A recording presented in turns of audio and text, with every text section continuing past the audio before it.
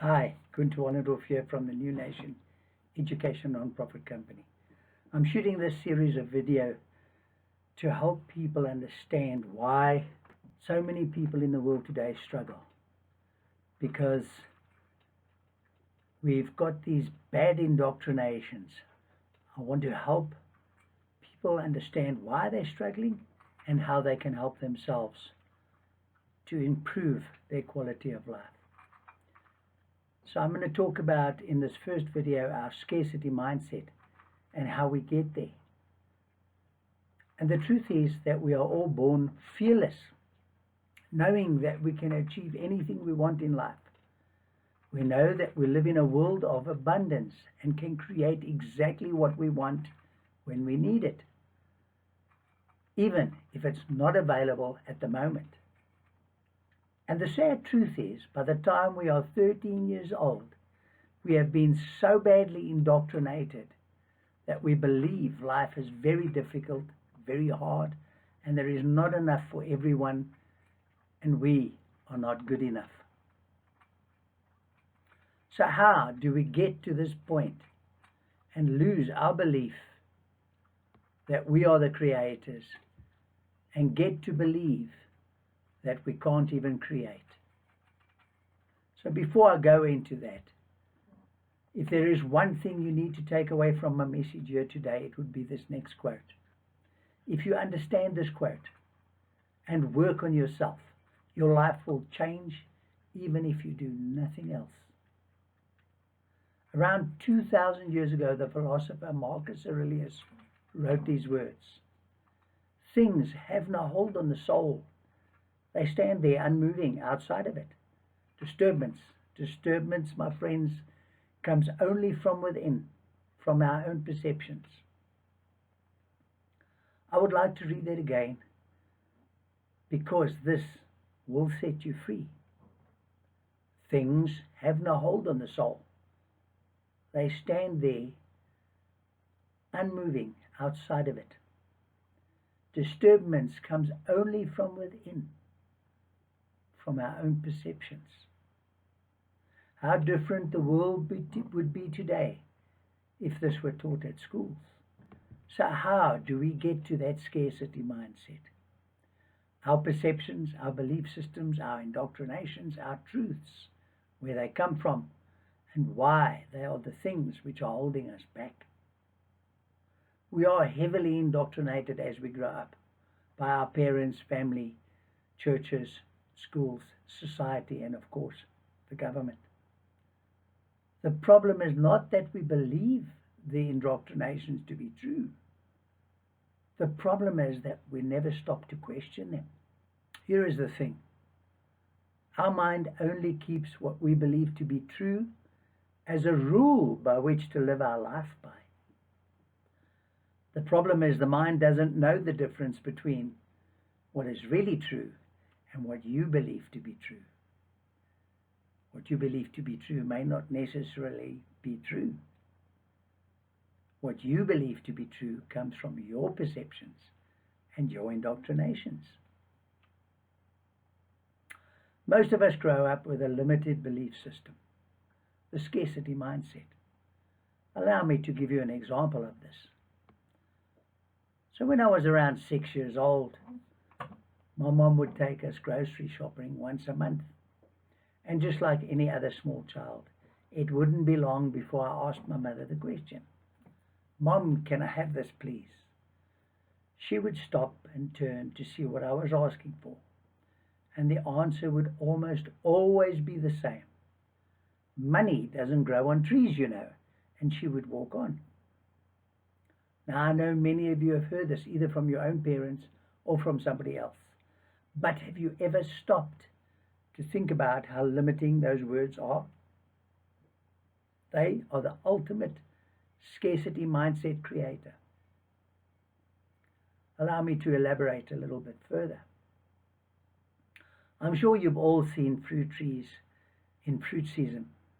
The trees are so full of fruit that the branches hang low because of the weight of the fruit, which of course makes it easy for us to walk up and just pick some fruit. Now, if we were on a fruit farm and I said to you, hey, we better go pick some fruit before someone else gets here and it's all gone and we get none, I'm sure that you would think that I was totally crazy, right? Yes, you would. And I would be crazy because we can all see there is an abundance of fruit on this farm. But if I said to you, let's go and pick some money off the trees, you would know I was crazy, right? You see, we believe that when something is freely available, it's in abundance. But when something is not freely available, we believe it to be scarce. Now, as we all know, money does not grow on trees. So we start believing that this is a limited resource. And this creates a limiting mindset within us. We believe that there is not enough money for everyone. And that means when I get some, I should hold on to it. If others have more, then there's less for me, or maybe even none for me. We don't think of money as being freely available. This is a very limited and scarcity mindset. This is what holds millions of people in poverty. The truth is, there is an abundance of money in the world. There is enough money for everyone to live well. Now, not everyone can be a millionaire, but everyone can live well. We are taught or have heard this myth: rich people are greedy. We have no money because the rich people are holding on to the money. We believe it because it helps us feel good about why we don't have any and why we're not successful yet. I'm not a failure because the rich people are greedy. They are holding on to the money, right?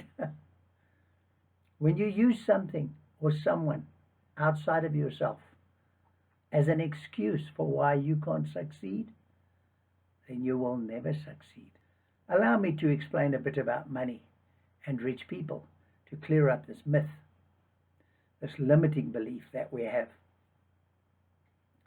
First, the truth about money, fiat currency, so-called paper money. The thing we call money, pieces of colored paper with pictures of animals or dead presidents on it. Money has no intrinsic value. No one collects pieces of paper with pictures of animals and presidents on it. Money only has value when we spend it.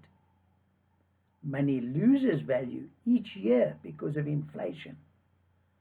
So, if it loses value, why would you hold on to it? And why would the rich people hold on to it? Rich people don't hold money because it loses value. They buy assets and the money is released back into the economy immediately. Why are you not planning how to get your share of that money? What is your intention? What is your purpose? What do you want? And where will you be in 1 year from today? These are questions you should be asking yourself regularly and making notes in a notebook, writing your answers down. You can ask thousands of people what they want. And out of the thousands of people you ask, you might get one person that actually knows what they want. That is so sad. How can you get it if you don't even know you want it? Right?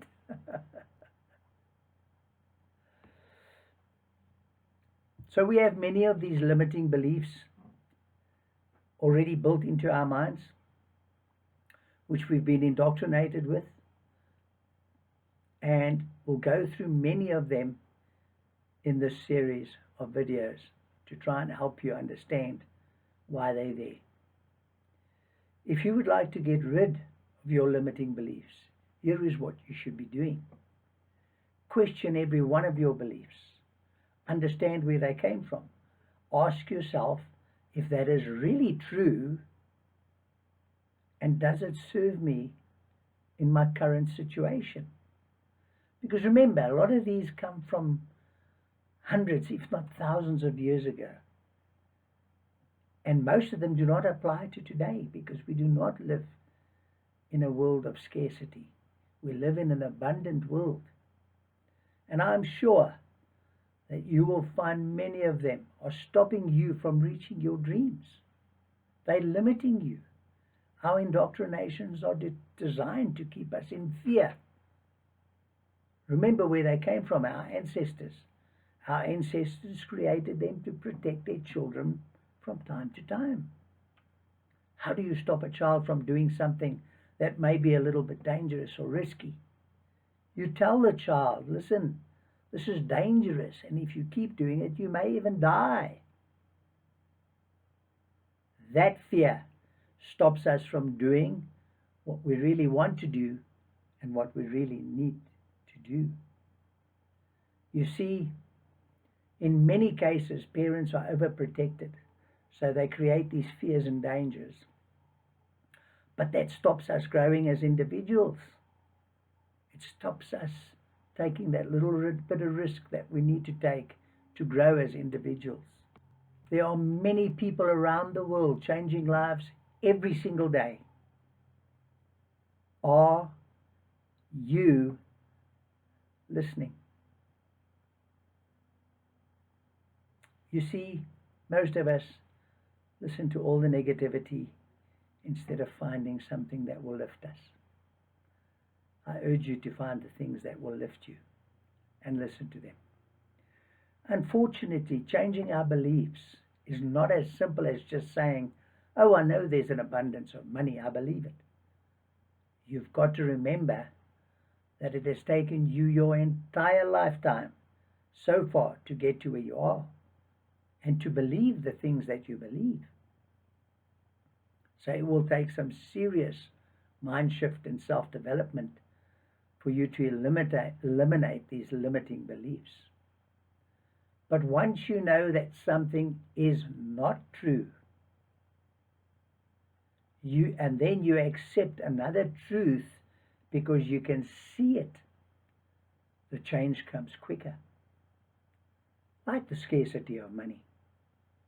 One only needs to listen to the news on TV or the radio to know how much money is being stolen every single month, and listen to the economic report to know how much money is flowing in every single economy around the world, to know that we have an abundance of money in the world. Money is not a scarce resource. This will make it easier for you to change that limiting belief system you have about money. There are many other limiting beliefs you will have, and often we don't even know we have them. We may try to do something in life, and after a few attempts we may give up. This is more often than not caused by a limiting belief we don't even know we have. So what we need to do is we need to look deeply into our subconscious mind. So think about a time when you failed at something. And remember, we only fail when we stop, when we give up doing what we wanted to do. Then it's failure. And I'm sure in the case, you will find that you blamed somebody else. You blamed your situation. Or you even blamed the weather. Do you know how many people blame the weather for failure? It's unbelievable. But if you are determined to find those limiting beliefs and you are 100% honest with yourself, you will find that you have a limiting belief within you which you didn't even know you had. Now you may be thinking to yourself, my goodness, why are we even talking about this? Well, if there are no jobs in the future, you will need to grow yourself as a person. And you may even need to start your own business. The jobs in the future will not come from the large corporations. They will come from people like you and me, the entrepreneurs of the future. I want to give you something that's simple to do, which you can change in order to succeed in the future. And reducing your limiting belief systems will do just that for you. Limiting beliefs, indoctrinations, and things like that do not affect us all the same. They affect us only in the way we allow them to affect us. Allow me to tell you the story about two boys that grew up in a very poor village. Their father worked at a mine which was too far for daily travel, so he would only come home on weekends.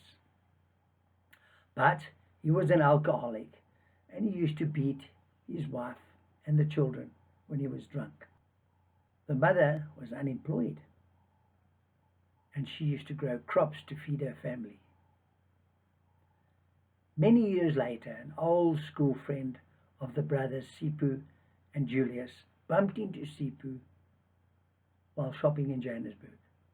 Sipu invited him around for dinner that evening to meet his wife and children. Later that evening, when the friend was leaving, he asked Sipu, "How come you're so successful? You have a great job, a beautiful home, a brand new car, a wonderful wife, and amazing children. How did you do it?" Sipu replied, "You remember how terrible my father was, right? Always drunk and beating on us."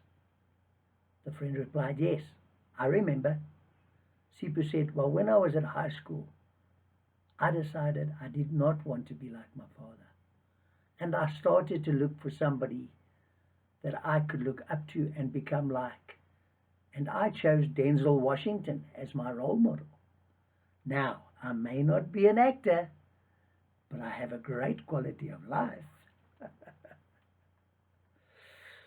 A few months later, the old school friend went to see his parents, who were still living in the village. He bumped into Sipu's brother, Julius, who was also still living in the village, and they arranged to meet later at the local pub for a drink that evening. After an hour or so of chit-chat, the friend said, "Julius, why are you still living in the village? People tell me you're always drinking and you beat your wife and children. Why would you do that?" Julius replied, "You remember my father, right? What would you expect me to become?" The truth is, although Julius did not want to become like his father and had said so on many occasions, "I will never be like my father," his focus remained on what he did not want to become, instead of being on what he wanted to become. I hope I've explained this well enough so that you understand that you get what you focus your intention on, whether it's good or bad, positive or negative, loving or hateful. You will get what you focus your attention on. And that is the law of nature. That is the law of the universe. That is the law of attraction. Who you become has nothing to do with where you come from, unless you allow it to dictate who you become. So which brother are you?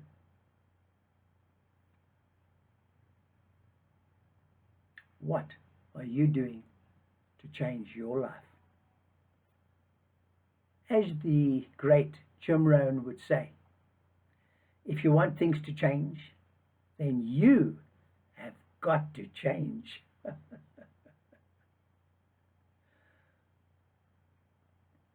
When you understand that your circumstances have nothing to do with your future, then you succeed in life.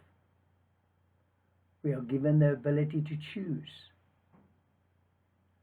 what we want to do, who we want to be, what we want to have, when we want to have it, and when we want to do it.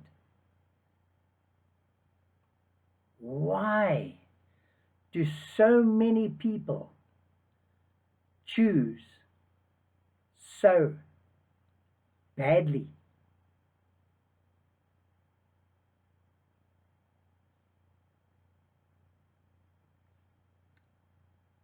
And the truth is, it's not their fault. They've been indoctrinated so badly that they don't even choose correctly, or they don't even know they can choose. So most people are not even using their ability to choose. They have given the others, the government, the drunk father, the bad coach or teacher, the right to choose for them.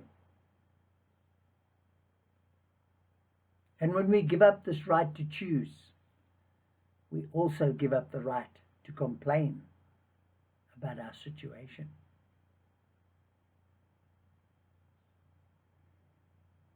Make sure that you know and understand that you have the right to choose. I would like you to stop waiting for things to change. Make a decision today and change your life forever. Things have no hold on the soul. They stand there unmoving outside of it. Disturbance comes only from within, from our own perceptions. Many of you listening to me here today will do nothing, and nothing will change for you and your family. We are looking for those that want to make a significant change to themselves, their family, their friends, and their community. Do you want intentional conversation, engaging dialogue, knowledge sharing, and upliftment?